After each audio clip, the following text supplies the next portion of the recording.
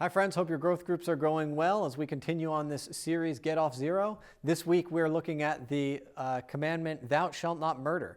This may sound like an easy one. I hope most of you out there haven't been convicted of a murder, but I trust that as we've looked at the sermon over the past week, we've learned that there's actually levels of complexity to what this means to be one that murders. And really what it means for me this week is that in my heart, and maybe in your heart, is kind of this residual spirit of Cain.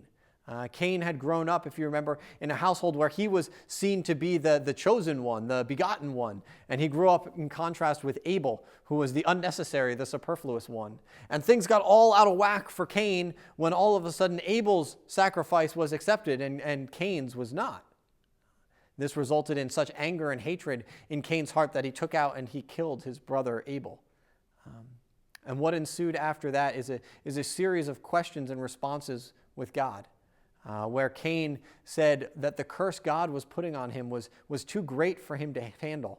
God had told him that the ground would be hard to toil and that he would be a wanderer on the earth. But what Cain heard was that God would be far from him and that people out there would kill him. And God never said either of those two things. But really what we've learned is that through the law of mirroring, we often project onto others, to God and people, what is in our own hearts. And that's exactly what Cain did here. He projected onto God that God would be distanced from him. Why? Because Cain himself was distancing himself from God. He projected that people would bring harm to him if he ran into them. Why? Because he is one that brings anger and harm. In the same way, we looked at the story in Luke chapter 18, where the Pharisee goes into the temple to pray.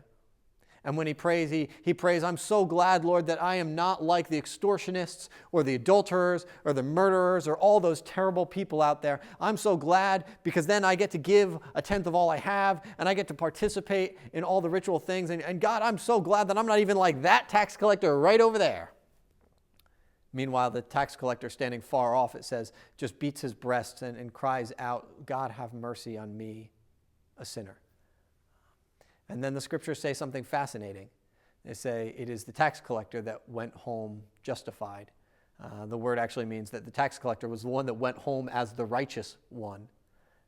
What happened was the Pharisee was projecting onto everyone else what was really in his own heart, but he didn't have the courage. He didn't have the introspection to deal with it. The tax collector, he didn't live a perfect life by any means, but he had the wherewithal to go before the Lord and to cry out for mercy. And when we do that, when we recognize the brokenness, the Cain in all of us and cry out for God's mercy, it says that he will be there for us. He will make us righteous. And so my question for you as you go through your growth group this week is, can you look inward? Can you look at yourself and see what are you projecting onto others? What are you projecting onto God that is actually something in your own heart that you have to deal with? I hope you enjoy this week's growth group. We're praying for you, and we look forward to seeing you next week at Bedford Community Church. God bless.